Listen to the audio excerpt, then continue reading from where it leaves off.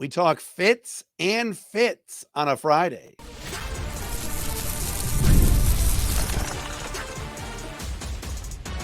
You are Locked On Lions, your daily Detroit Lions podcast. Part of the Locked On Podcast Network, your team every day. What's up, everybody? Matt Derry with you. It is a Friday edition of Locked On Lions right here on the Locked On Podcast Network, your team every day. Today is Friday, April 19th, and it's Saturday, April 20th. Thanks for making us your first listen and checking us out wherever you get your podcasts. A shout out to our everydayers. I know you're out there listening every day, whether it's on Spotify or Apple or watching on our Locked On Lions YouTube channel, especially our good friends Michael and Vanessa Stanley, who drove like 18 hours in an RV to get to Detroit, to be here for the draft next week. So shout out to our friends Michael and Vanessa, who are always listening.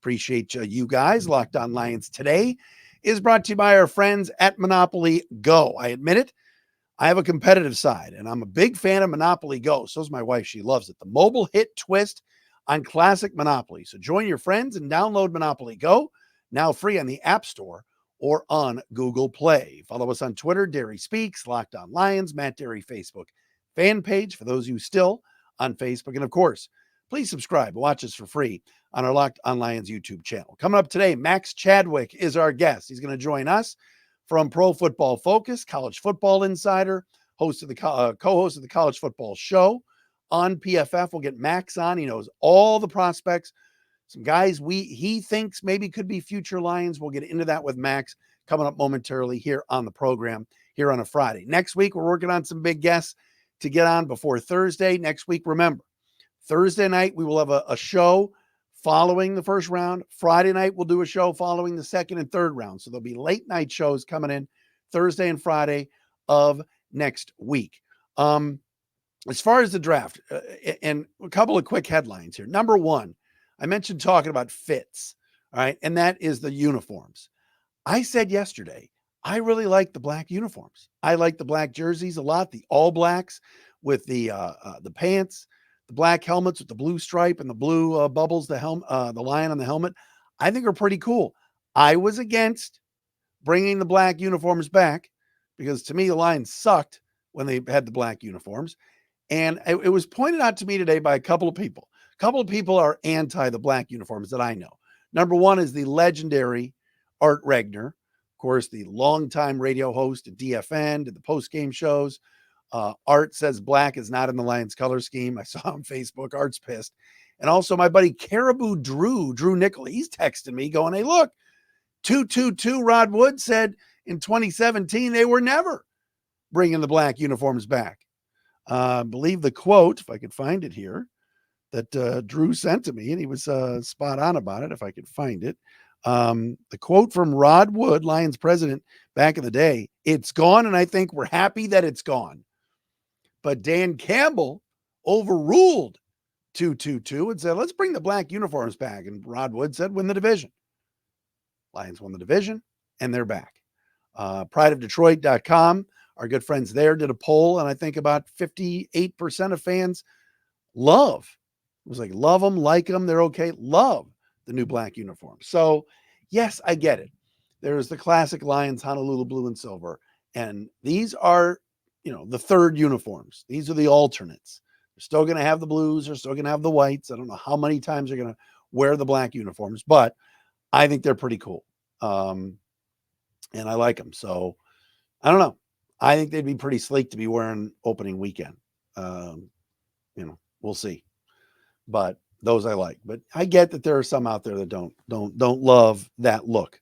That's number one. Number two, the more I've been thinking about it, and again, this is just an opinion. I don't have any inside information on this. We'll talk to Max about it coming up. But the more I'm reading, the more I'm talking to some people close to the situation, the more I think that the Lions are going to trade back.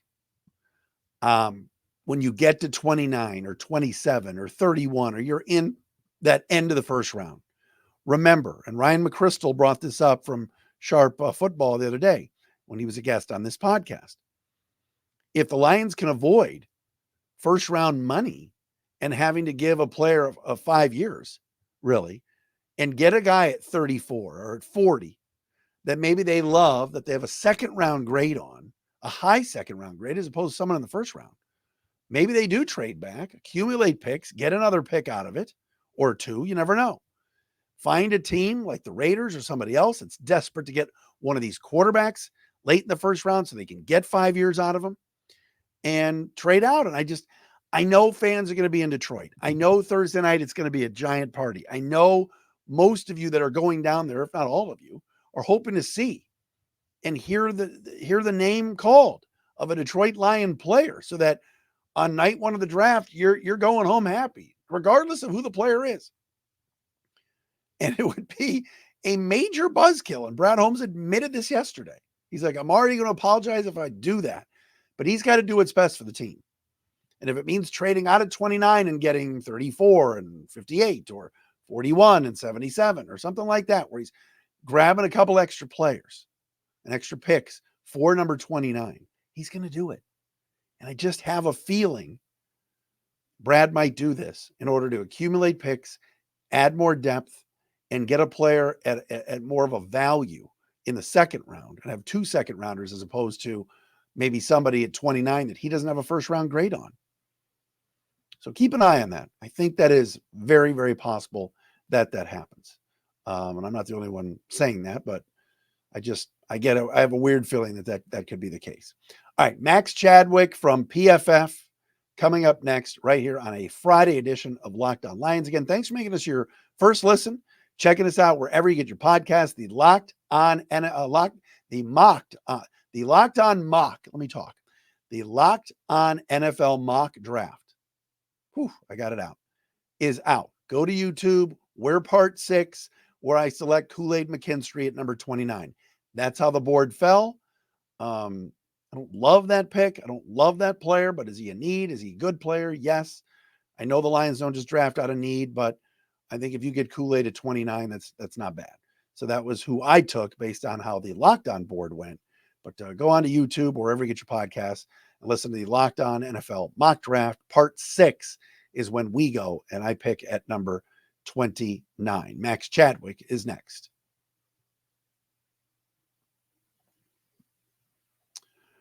Wouldn't it be great if you could see all of your investment and retirement accounts in one place? How about Yahoo Finance? You can consolidate your views from multiple accounts into one hub and access the expert analysis you need to tend to your entire portfolio with confidence. All right, let's get straight to the point. You want to grow your portfolio to deal with the rising costs of inflation, to pay off your debt or your mortgage, pretty much anything standing in the way of you and financial freedom, right? Well, with Yahoo Finance, you can get access to the news, data, and tools that you need in order to help reach that financial freedom. All right. For more than 25 years, Yahoo Finance has been the brand behind every great investor. Whether you're a seasoned investor or looking for that extra guidance, Yahoo Finance gives you all the tools and data you need in one place. They're the number one finance destination, producing a holistic look at the financial news cycle, including breaking news, original editorial perspectives, analyst ratings, independent research, customizable charts, and much more. All right. Do it up. With a community of over 90 million users each month, their real strength is helping you on your way to financial success. For comprehensive financial news and analysis, visit the brand behind every great investor, yahoofinance.com. The number one financial destination, yahoofinance.com. That's yahoofinance.com.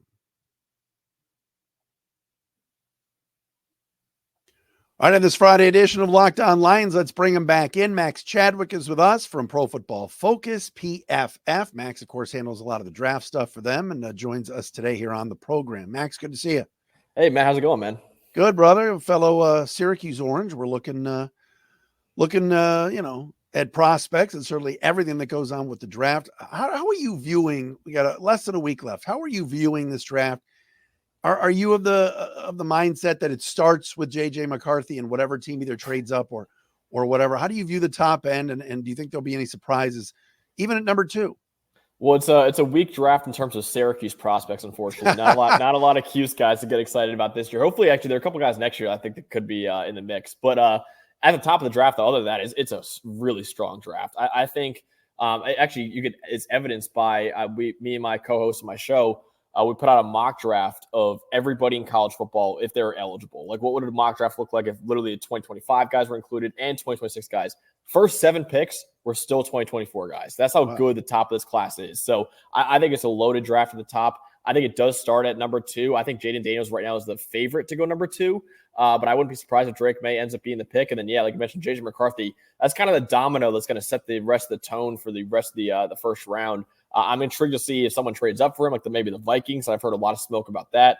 He seems to be like the guy that almost controls the entire first round of the draft right now. By the way, check out Max on the PFF College Football Show, which he does, as he said, co-hosts and handles all the college football stuff for PFF. We're hoping to get your buddy Trevor Sikkema on before the draft on Thursday. He's a busy man. Yeah, good luck. He doesn't even answer my texts right now. He's that guy is going nuts right now. So yeah, I don't feel too bad. He's not he's way too busy for almost anyone right now. Even his fiance.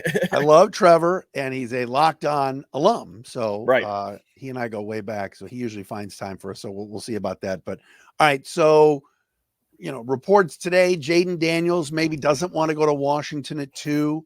What do you think there? Do they just take Drake May and call it a day? Do they take JJ? Like, how do you see it? Yeah, I don't know how real that was. I know he and his agent, I've heard the report that they weren't very happy with how Washington handled the visit this past week, which, I mean, if you haven't heard yet, they brought in Jaden Daniels, Drake May, and Jason McCarthy at the same time. All 3 of them. All of them got dinner together. They reportedly played Topgolf together. I'm sure the Commanders were just kind of seeing like how competitive those guys were. Jaden, the report at least said that Jaden was under the belief that it was just him that was going to be going there. And so he kind of was surprised by that. And his agent has liked some tweets saying like how crazy that is. So I don't think they're very happy with that. I don't know if they're going to pull an Eli though and be like, oh, I'm not playing for Washington now. I don't think that's the case at all. So I still think Jaden is the preferred option for them at number 2. Now, if it was me, if I was Adam Peters and I was controlling the Commanders, I would take Drake May and not think twice about it. I think he's a better prospect than Jaden Daniels in terms of arm talent. He really carried that North Carolina team, whereas Jaden Daniels had a great supporting cast around him. I mean, Malik Neighbors will be a top 5 pick. Brian Thomas Jr. will be a first-round pick. The O-line has a couple tackles next year who could be first-round picks. So I just think Drake May is a better prospect. But, yeah, I think that was a weird story that came out with Jaden Daniels, but I don't think it's enough for the Commanders to bypass him at number 2 if they really prefer him there. Hey, look, Ben Johnson, our offensive coordinator here in Detroit, obviously turned the Commanders down and didn't get a good feel there. So this is nothing new. Tell me about Detroit. When you look at the Lions right now, and obviously this is where we'll do our deep dive, but they're sitting at 29. You and I spoke a couple of months ago just about prospects who you like. We'll get into all of that, but what do you think Brad Holmes is thinking right now, holding that 29th pick? Man, I don't know what Brad Holmes is thinking because it seems like every year he seems to be going off the wall with his picks, and they always seem to work out. It's always kind of a consensus thing that every time the Friday after the first round of the draft, it's always like, man, the Lions really screwed that up. And all of a sudden after the season's over, like, wow, the Lions really nailed their NFL draft. So I don't know what he's going to be doing. I think he and Dan Campbell are kind of under the belief that, hey, we just build this roster so well, and they did a great job of that. It's just like, let's just let the board fall to us and see what players are there. So I definitely think there are certain positions that I eye for them and say, okay, maybe they would attack those positions. But it's hard to predict the unpredictable with Brad Holmes. So I think he's got his own board that's maybe not as close to the consensus that a lot of other people have right now. But it seems to be working out great for them. So I think he's going to kind of stick to that model right now. What do you think of the notion that they got to re-sign Amon-Ra. They got to re-sign Goff. They got to spend some money, likely to retain, guys down the road like Lee McNeil. Maybe if they want to keep Taylor Decker, he's not going to come cheap. They've got a lot of good young players, but they want to keep them around. So with that as the backdrop, and a quarterback that you might be asking for $50 million a year, maybe they trade out at 29, not only just because it's late in the first round and they can get maybe somebody that at 33 or 34 they could get at 29 and have to pay them less in order to kind of do a money savings. Do you believe in that theory? Yeah, honestly, I mean, they're a team that follows analytics pretty well. I mean, they obviously went for 4th downs more than anyone else in the league this past season. So, analytics say trading down is a great thing to do. Like just getting more shots. Honestly, the NFL draft's a crapshoot. So obviously, if you really increase your odds of finding good players by increasing your picks. So I think trading down could be an option for them, for a team that potentially wants to get back in the first round to get Michael Penix Jr., Bo Nix, get that fifth-year option for a quarterback. I think it's definitely possible. So, yeah, I can see the Lions trading back from 29. If they don't love the board, or even if they say, hey, we have a few players here that we really like, we move back a few spots, we'll definitely get one of those players. I can see them doing that for sure. So, yeah, I think the Lions, that could definitely be an option for them trading down from 29. Max Chadwick with us, college football expert analyst for Pro Football Focus, with us here on Locked On Lions on a Friday edition. I think it was Dane Brugler at The Athletic had the Lions trading out of 29 in his mock this week and getting, I think, 44 and 71 back from the Raiders, so the Raiders could get Penix. So, like you said, Max, a scenario like that may be in play. Yeah, definitely. I think that's the most valuable thing in the NFL right now is a rookie quarterback contract. We see so many teams be able to make runs at Super Bowls on a rookie quarterback contract because they could build up that roster. And obviously, getting the fifth-year option for that rookie quarterback contract is huge. So, and that fifth-year option only comes with first-round picks. So that's why you see, Lamar Jackson, why he was the Ravens trade back up to 32 to get him, why you see so many quarterbacks go in the first round is you get that extra year of a cheap quarterback play that's very valuable to a lot of teams. So, with Michael Penix Jr. and Bo Nix potentially late first round, early second round, I could see a team being like, hey, let's get that fifth-year option just in case they do end up being franchise quarterbacks. We can get another year of cheap quarterback play out of them. So I can see that being the scenario where the Lions trade out of 29 for sure. Who do you like that could be sitting there at 29? Give me some realistic names, end of the first round, players that you think are in that range that maybe would be Lion fits. Yeah, so I think there's a few ways that can go, honestly. I think one of them that I really like is corner, and specifically Kool-Aid McKinstry, who I even say is a top corner in this draft. I know he's kind of an above-average athlete, whereas the other top corners are elite athletes.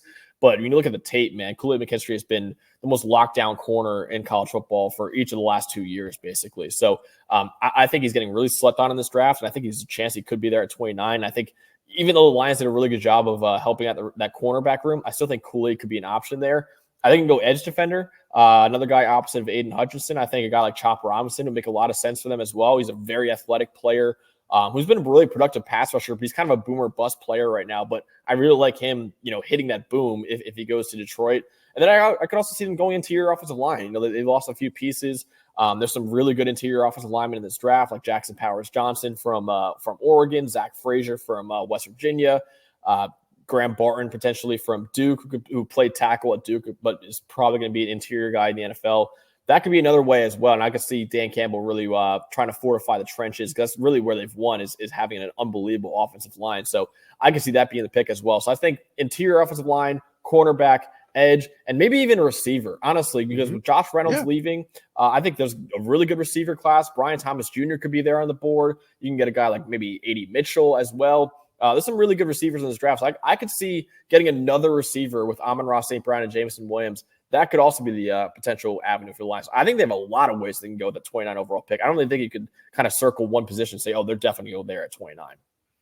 Real fast, is any chance you think Darius Robinson lasts to 29?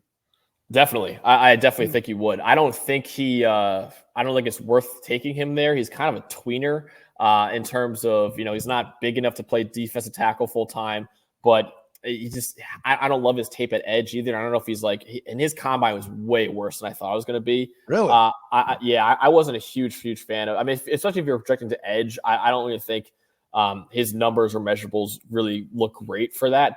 I like him. I think he's like a second round pick. I don't love him as a first round pick. So I would side with other guys, maybe higher upside like Chop Robinson from Penn State.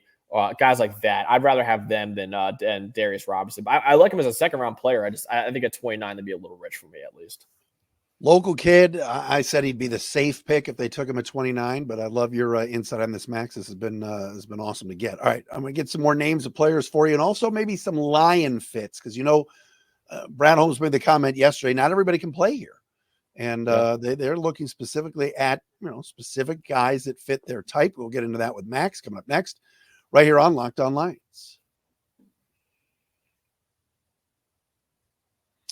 But first, we got to tell you about our friends at Monopoly Go. I need all of you to listen up for this big announcement. My wife has been tracking her leaderboards every day, keeping an eye on scores, putting all her heart into it.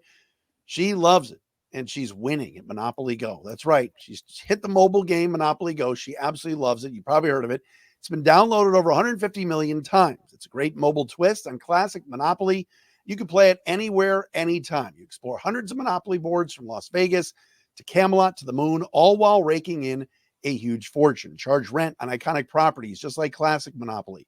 You can charge your friends rent on your iconic properties, or go after their Monopoly money by pulling bank heists and taking wrecking balls to their landmarks. But her favorite part of this whole thing, where you can keep up on the leaderboard and see where you're at with other people and become a Monopoly tycoon. And of course, who's also gone bankrupt. Get yourself on the charts. Download Monopoly Go now free on the App Store and at Google Play. It is a lot of fun. Our man Max Chadwick is with us from Pro Football Focus. Check him out too on the College Football Show, as well as he co-hosts that at PFF. Mentioned before, Max, Brad Holmes said yesterday, got to be the right fit. We want to draft Lions. Are there guys you see? Maybe it's 29, maybe it's 61, whatever, that you go, oh man, that's a guy that fits in Detroit and what the culture is here. Oh, good question. I think I'm trying to look back at some of the players I interviewed and think of anyone that really fits that. One guy who I think fits a need for the Lions that probably be there at 61 that I love, honestly, is Cooper Beebe, the offensive guard from Kansas State, who is phenomenal. I mean, he's been a guy who played right tackle for Kansas State, was elite there. Then he played left tackle, was elite there. Then he became the best left guard in the country. So he could play anywhere on the offensive line. Now, he cannot play tackle in the NFL because he has very short arms for a guard. And if you have short arms for a guard, that means you have extremely short arms for a tackle. So he can't play tackle. He's only a guard, I think, in the NFL. But like I said, he's been the best guard in the country. I think a lot of people are kind of looking at his length and his size and saying, I don't know if I would take him that high. I mean, he's been so dominant over the last few years in the Big 12 that I think it's worth taking him in the second round. And the Lions could use that in their room. So like I said, they've proven that they've gone against consensus before. I think Cooper Beebe's probably going to end up being a second round pick, even if it's not to the Lions. But he's such a good player, man. And also, I mean, his athleticism was a big question mark. And he tested out as a 93rd percentile athlete at the combine. So he kind of put those questions to bed. I think Cooper Beebe is a really, really good player, and I would love, love, love to see him in Detroit to help out that offensive guard room right now. So I think that's one player that I'm really looking at for the Lions at probably 61 overall. We've seen some mocks, including some 7-round mocks. Dane had it, and the Lions also interviewed this kid. Tell me a little bit about Sione Vaki and what you know about the safety, because, again, Lions need another safety. They've got Melifanu, our guy, and certainly Kirby Joseph, but they're going to need a depth safety. I think he was mocked either to the 6th or 7th to Detroit, but they've interviewed him. They brought him in for one of their 30 visits. Do you like him? Yeah, I like him a lot. He's kind of an appetizer for what we're going to get next year with the whole Travis Hunter conversation of, is Travis Hunter a corner? Is Travis Hunter a receiver? That's probably what I think Sione Vaki is going to be like, because he's kind of a guy who plays safety and running back. He did it at a really high level at both. So I think Sione Vaki, man, I like him a lot. He's probably a long-term safety at the next level, but I think he's a guy that can really contribute there. He probably more as a box safety, more as a slot player. I don't love him as a deep safety at all, because I don't really think he's got the change of direction ability to really excel there as a free safety. But if you play him in the box, you play him at slot, I think he could succeed there. So, yeah, he's more of a day 3 player for sure, I think.